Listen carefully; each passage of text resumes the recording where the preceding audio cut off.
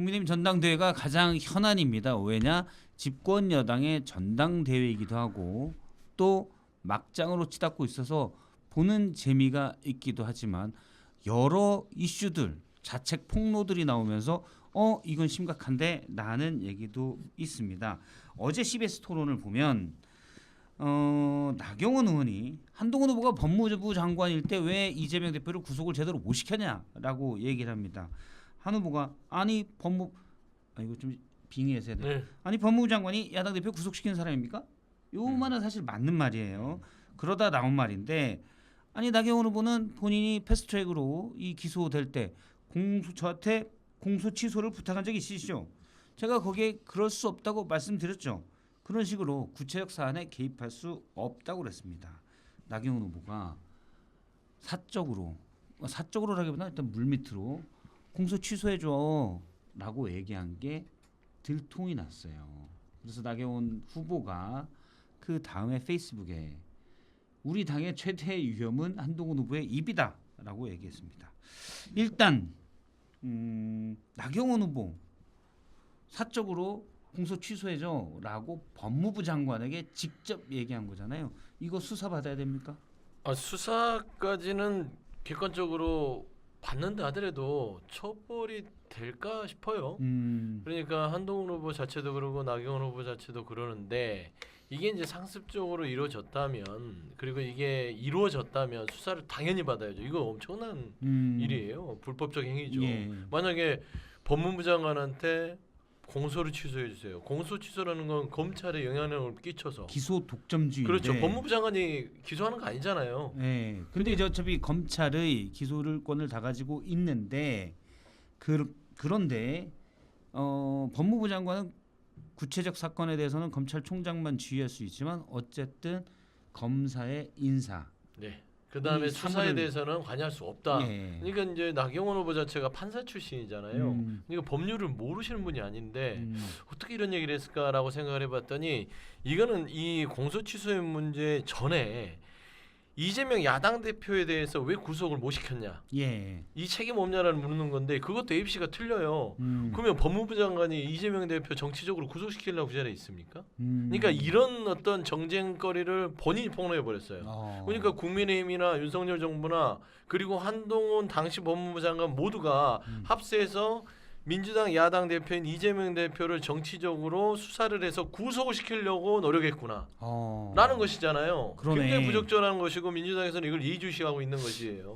초반에 좀 어정쩡했던 것 같은데 야당에서 당연히 수사해야 된다라고 나왔어야 되는데 근데 할 말 다 했잖아. 뒤에는 맥이 딱 잡혀 할 말 있어요. 다 했어. 역시 맥 연구소장이야. 맥을 잘 짚고. 자 일단 나경원 후보 수사해야 됩니까? 이런 것까지 수사할 거리가 없잖아요. 그래요? 예. 뭘 수사해요 이거를? 이걸 어떤 톤으로 얘기했는지도 모르는 거고. 법대 나온 사람이 없네. 그렇죠. 법대에 나와서 그렇게. 알겠습니다. 하여튼 수사 여부를 떠나서 굉장히 부적절한 요구를 한 거죠. 이거는 추미애 장관하고 똑같아요. 당시 윤석열 총장, 그러니까 추미애로 상징되는 당시의 문재인 정권에서의 강경파들의 주장. 예. 왜 조국 수사를 하는 거야? 뭐 이런 거였잖아요. 그거랑 똑같은 얘기잖아요. 어떤 법적인 사법 절차를 밟는 과정에 있어서 공무원인 검찰 구성원들의 행위에 대해서 정치적인 잣대를 들여대서 야 왜 안 해? 왜 해? 뭐 지금 이 얘기하는 거잖아요. 그렇죠. 그럼 안 되는 거 아니에요? 왜 구속 못 시켜? 그거를 공개적으로 얘기하면 그냥 정치적 메시지다라고 볼 수 있는데 그거를 민물리트로 얘기하고 만약 그렇다면 이건 문제가 사실 심각한 상당히 거죠. 문제가 음모가 있죠. 되는 거죠. 뭐 이런 거죠. 왜 이재명 전 대표를 구속시킬 수 있을 정도로 수사를 하지 못했어? 이거잖아요. 사실 구속 안 시킨 거야 판사가 그럼 기각했으니까 안 된 그렇죠. 거지만 판사가 기각할 정도로 부실하게 수사를 한 이유가 뭐야?라고 얘기를 한 게 하나. 두 번째는 나는 왜 공소 취소 안 해줬어? 뭐 두 개잖아요. 이게 뭡니까? 저는 할 말이 없어요. 자 나경원 후보의 당시 발언 그리고 또 당시 이제 왜 구속 못 시켰어 이거 또 물밑으로 공소 취소해줘라고 얘기한 거는 상당히 부적절하다. 법적으로는 이제 또 따져볼 필요가 있더라도 네. 일단 부적절하다라는 네. 거죠. 사실 여당 중진 의원이 그렇게 법무부 장관에게 사적으로 얘기해서 나 공소 취소해줘. 물론 나에는 이제 뒤에 당시 12명인가요? 13명인가요? 자유한국당 그 의원들이 같이 기소가 된 게 있긴 있습니다. 그렇지만 물밑으로 얘기한 건 상당히 부적절하다고 했습니다. 그런데 네. 이제 요 얘기를 하기 위한 또 빌드업도 있는데 조국혁신당 조국 대표가 요 얘기를 했어요. 한동훈 당시 법무부 장관은 공소 취소를 해달라는 나경원 의원의 사적 청탁을 그 당시 받았으면 신고를 했어야지 왜 신고하지 않았냐. 이게 그러니까 이게 이제 정치적 공세일 수는 있어요. 그래서 제가 이제 수사 부분에 대해서 조금 그 좀 어정쩡한 얘기를 했던 네. 부분들은 그걸 제가 몰라서가 아니라 수사를 해도 이 자체가 이제 청탁금지법 7조인가 이렇게 나왔더라고요. 예. 그러니까 이 공무원 자체가 그런 부정한 청탁을 받았을 때는 거절하지 않고 하면은 처벌을 받는 것이고 첫 번째 받는 부분들은 수사 대상이 안 돼요 법에. 근데 두 번째 똑같은 걸 받았을 때는 신고 의무가 있습니다. 그러니까 한동훈 당시 법무부 장관이 한 번을 공소 취소라는 부적절한 이런 청탁을 받았을 때 딱 잘라서 안 못해요. 무슨 소리세요? 라고 하고 끝낸 거죠. 네. 근데 이게 두 번째 나경원 당시 의원이 만약에 하나 한동훈 법무부 장관한테 두 번째 했다. 그랬을 때는 법무부 장관이 부정한 청탁을 받은 거를 두 번째 인지하는 순간 상급자한테 보고하게 돼 있습니다. 그런데 한동훈 법무부 장관이 이걸 보고하지 않았다면 조국혁신당에서 얘기하는 대로 이 부분은 부정청탁에 대한 청탁금지법의 신고음으로 위반했기 때문에 수사 대상은 될 수 있다. 그렇기 때문에 수사를 해서 그랬는지 안 했는지 진위 파악은 가능은 해요. 하지만 이거를 가지고 우리가 수사를 뭐 의뢰해봤자 결국에는 따지고 보면 이제 사법권에 대한 괜히 이제 뭐 소비를 하는 것이고 저는 무엇보다 주목하는 것들은 나경원 후보 입에서 나오는 한동훈 법무부 장관에 대한 구속시키지 못했어. 당시를 돌이켜보면 국민의힘도 왜 이재명 대표를 구속시키지 못했어. 이런 거는 뭐냐면 이 사법과 검찰 권력 자체를 윤석열 정부가 말하자면 사적인 감정을 가지고 운용했다는 의혹이 충분히 있단 말입니다. 이런 부분을 저희는 수사를 해야 된다. 그러니까 이 정치 검찰이라고 우리가 정치적인 레토리를 던졌지만 이 실체가 나경원 후보의 발언에서 나와버린 거예요. 지금 여당 중진 의원들이 사실은 나경원 후보만 그런 비슷한 얘기를 한 건 아니에요. 여러 명이 했었어요. 원희룡 후보도 비슷한 얘기를 한 걸로 기억하는데 법무부 장관에게 제1야당 대표를 왜 구속 못 시켰어라고 얘기하는 것 자체가 당시에 그러면 어떤 사법권에 그러니까 뭐 준사법권이죠. 그렇죠. 법무부, 검찰 여기에 대한 압박을 행사를 했다는 또는 기도가 있었다는 이게 이 방증일 수도 있다. 그렇죠. 행정사법이 공모를 했다는 거죠. 야당 대표도 정치적으로 수사를 하려고 했다는 그런 오해를 충분히 줄 만한 발언을 나경원 후보가 했다는 것이고 저는 이 부분에 대해서는 들여다볼 필요가 있다고 민주당이 강력하게 주장할 수 있다. 하나 나경원 후보 자체가 청탁, 공소 취소의 청탁 자체는 매우 부적절하고 정치적 타격을 입었지만 수사를 해봤자 실익이 없기 때문에 이거는 큰 타격은 없습니다. 알겠습니다. 어떻게 생각하십니까? 한동훈 후보가 청탁을 신고하지 않았다. 조국혁신당 대표의 조국혁신당의 조국 대표의 말입니다. 조국 전 대표 때문에 법에 대해서 많이 알게 되잖아요. 그 신고를 해야 되는 거였구나. 한 번은 괜찮고 두 번째부터 신고해야 된다는 거죠. 네. 기관장에게. 나도 그건 몰랐네. 상급자에게. 네. 그럼 뭐 총리한테 하는 거예요? 그러면 그 장관은 법무부 장관의 기관의 상급자면 장이에요. 대통령이나 총리겠죠. 기관의 장이 자기잖아. 법무부 장관은. 본인의 상급자. 그러니까 누구냔 말이야. 그러면 총리겠죠. 뭐 내각의 정책임자가 애매한데 총리. 기관이 다르잖아. 뭐 일단은 뭐 아마 그러면 법에는 그렇게 이렇게 해서 신고하고 이쪽 가서 받아야 돼요. 자기가 대통령도 스스로? 청탁금지법상 네. 이걸 배우자가 받았을 때 신고하게 돼 있잖아요. 반환하고 신고를 신고하게 돼 접수하고 누가 받아야지. 받아야 비서실장한테 하는 거 아니에요? 대통령한테 용산 해야 돼, 대통령실? 대통령한테 해야 돼. 대통령.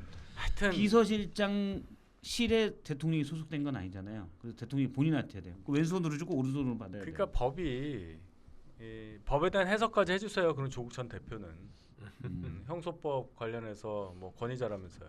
그렇죠. 그 얘기까지 해주세요. 그런데 조국 대표가 이런 거에 사사건건 말씀하시는 뭐 이유는 충분히 알겠지만은 자꾸 나오시면 없어 보인다. 네. 본인의 아니, 신분과 본인이 처한 상황을 다 면한 이후에 이 말씀하시면 귀에 쏙쏙 들어올 것 같습니다. 알겠습니다. 일단 그거 이제 조국 대표한테 하시는 말씀이고, 네. 그다음에 그거 어떻게 해야 됩니까? 뭘요? 청탁금지의 신고 대상이냐? 제가 모르잖아요. 아, 잘 모르겠다. 한 번인지 두 번인지 모르니까. 그러니까 이제 서울주 대변인이 일단 엄청 잘 얘기하셨어요. 예. 적절하냐 안 적절하냐는 어떻게 생각하세요? 저 얘기했잖아요. 드릴 말씀이 없다고. 드릴 말씀. 이게 부적절하다는 얘기. 이게 뭡니까? 그렇죠. 이게 뭡니까로 부적절하다. 지금 왜냐면 국민의힘의 현 선임 대변인이에요. 그러죠. 그러니까 웬만한 대변인보다도 선임이야. 그렇죠. 최고죠. 최고. 그래서 너무 막 오래서 그래 제대를 못 하고 그래서 그래요. 아, 잘하니까 제대로 안 선임을 시키는 붙여줬어. 거지. 다른 일이 없어서. 할 게 없어. 근데 이 나경원 후보에 대해서 말씀드려야 되지만 중립을 지켜야 되잖아요. 네. 이게 뭐 그냥 좀 할 말이 없다라는 것은 하실 말씀들이 보이긴 해요. 근데 이 객관적으로 봐서는 이거는 누가 보더라도 부적절하죠. 공소 본인이 기소가 될 수 있는 부분을 취소해야 달라. 근데 지금 이제 그 뒤로 반격을 나경원 후보가 하는 것들이 이건 헌정 질서를 지키기 위한 하나의 그냥 잠깐의 얘기였지. 중요한 건 헌정 질서다. 패스트트랙에서 이 헌정 질서가 무너지는 것 때문에 내가 공소를 기소를 받았는데 이거를 취소해 달라는 거지. 해달라고 했던 거지. 이게 공소에 대해서 내가 어떤 마음을 둔 게 아니라 헌정 질서를 지키기 위한 것이다라고 하다가 갑자기 한동훈 후보 공격하더라고요. 뭐라고 했냐면 나까지 이렇게 야당의 먹잇감으로 던져주는데 어떤 것도 다 던져주는 것이고. 그 이제 어제 저녁 있었던 마지막 합동 연설에 네, 수도권 강한 합동 연설에서 원희룡 후보가 요 얘기를 했습니다. 한동훈 후보는 우리 동지를 야당의 정치 수사 대상으로 던져줬다. 요 얘기를 했어요. 그거는 원희룡, 나경원 두 분이 먼저 한동훈 후보 솔직히 먼저 한동훈 후보에 대해서 의혹 제기하고 해서 야당의 특검 얘기를 촉발시켰잖아요. 본인들이 한 얘기는 안 하고 그렇게 얘기하면 제가 아무리 중립을 지키면서 얘기를 하려고 그래도 너무 그거는 이체 맞지 않아요. 본인이 먼저 촉발시켰다. 아니 뭐 아니면, 댓글팀 얘기하고 하면서 이렇게 막 찔렀어요. 누가? 이렇게 예를 들어 나경원, 원희룡 후보가 이렇게 찔렀어. 한동훈 후보를 근데 이제 이분들의 주장은 나경원, 원희룡 후보의 주장은 이렇게 찔렀는데 갑자기 멱살짝 빡 때렸다. 요 정도거든요. 본인들은 살살했는데 한번 보십시오. 제가 참 이런 얘기까지 안 하려고 그러는데 한번 봐요. 여기는 그런 얘기 하는데. 자 할게요. 제가 참 그 보면서 자 4명 후보가 나와 있어요. 3명은 서울대 법대고 1명은 경제학과입니다. 뭐 대충 비슷하다고 보고. 윤상현 의원 81학번이고 나머지 2명 82학번이고 한동훈 후보 92학번이에요. 셋이서 한동훈 후보 하나 잡으려고 별짓 다 하는 거예요 지금. 그래놓고서 얘 세게 때렸다 그러고 뭐 이러는 거예요 지금. 이게 얼마나 창피한 거예요. 선배가 때리면 좀 맞아야지 이런 식이야. 선배 후배 뭐 이런 거를 떠나서 정치 오래 하신 분들이잖아요 이분들이. 이건 지금 세대 갈등이라고 보시는 거고요. 세대 전쟁이라고 봐요 저는. 이거는 그러면 60년대 초반생들 요 정치권에 오래 있었던 분들이 이른바 70세대들이 나오는 거를 막기 위해서 자기들이 결론은 그렇게 되죠. 장강에 안물이 되는 거를 피하기 위해서 유리저리 그렇죠. 피하기 위해서 지금 끝까지, 뒷물을 때려맞고 있다. 그렇죠. 이 물로만 가겠다는 거죠. 그러면 민주당은 그걸 하려다가 박용진은 어떻게 됐습니까? 박용진 71년생이에요. 71년생이 실제 63년생 이재명한테 개겼다가 어떻게 됐어요? 아예 그냥 공천 그냥 사라지고 병까지 얻었잖아요. 그리고 존재가 없어요. 임종석은요? 임종석은 65년생이에요. 66년생이에요. 8호학번이에요. 그러니까 이제 거기도 개겼다가 이렇게 한 방에. 그 사람 모르지. 그 내부에 사는 거니까 그건 모르겠어. 이게 굉장히 심각한 얘기인 게요. 그래도 저희 당은 이렇게 좀 저항을 하고 있는 건데 이 세대 갈등에 대해서 제가 왜 얘기를 하면 미국 한번 보십시오. 미국이 아까 극렬한 정치 얘기했잖아요. 미국 대통령이요 32년 전에 46년생 빌 클린턴이 왔는데 지금 32년이 지난 지금 또 대통령을 하려고 하는 사람이 42년생하고 46년생이에요. 지금 그러면 윤희석 대변인의 말씀은 요거는 친윤의 한동훈 죽이기가 아니고 이거는 세대 간의 권력 다툼이다. 저는 그렇게 봅니다. 크게 보면. 왜냐하면 얘도 71년생이거든요. 세대 공감이 되니까. 지금 윗사람들이 우리 다 많아가지고 칠자잖아. 윗사람들이 많아서 선임 대변인만 주구장창하고 우리 있어. 선임 대변인 발언이 저는 굉장히 우려스러운 게 이게 세대의 갈등을 초래하면 안 됩니다. 그러니까 같이 가야 돼요. 좋으면서 왜 그래요? 뭐 좋긴 하지만 그래도 우리는 이 합리적인 논평을 하는 사람들로서 그렇지. 세대는 늘 화합하고 그렇죠. 가야 되는데 그래. 저는 다른 시각으로 갈때 양상이 나온다는 뜻이에요. 양상은 나오는데 나도 70대 초반생이어서 자꾸 이쪽으로 기우네. 보면 네. 4명의 후보 중에 3명이 합이 12선이에요. 한동훈 후보는 0선이에요. 영선. 근데 합이 12선이고 다 대학 선배들이잖아요. 세대도 앞서고. 근데 하는 거를 보면 꼰대 같은 얘기를 많이 하죠. 특히 원희룡 후보 제가 놀랬던 건 자기가 많이 봐줬다는 거예요. 선배라서. 그랬는데 그 얘기를 몇 번 하더라고요. 꽤 대학 했어요. 10년 선배, 정치, 정치 25년 선배. 그게 13선이네, 전형적으로 꼰대 마인드입니다. 그러니까 이제 가야지. 본인들이 꼰대가 돼서 완전히 꼰대 업을 해서 후배는 대들면 안 되고요. 선배는 말하자면은 비방해도 되는 거예요. 네거티브하고 그리고 찌르고 때려도 되고 후배는 막고 있어야 돼요. 이게 전형적인 꼰대 정신인 것이고 지금 스트롤러님이 꼰대 세대는 뒤로 좀 빠져주셔야 이렇게 얘기를 했습니다. 그렇죠. 그 다음에 이제 보면 갈수록 없어 보이는 것들이 합의 12선이면 13선. 13선이에요? 553. 553이에요. 되게 많이 먹었네. 어. 그러니까 합의 13선들이 영선의 후배를 하나를 이거를 드자비를 하려고 하는데 제대로 하든지 제대로 못하면 어떻게 되냐면요 면은 다 국이고요 나중에 회생 불가가 될 수 있어요.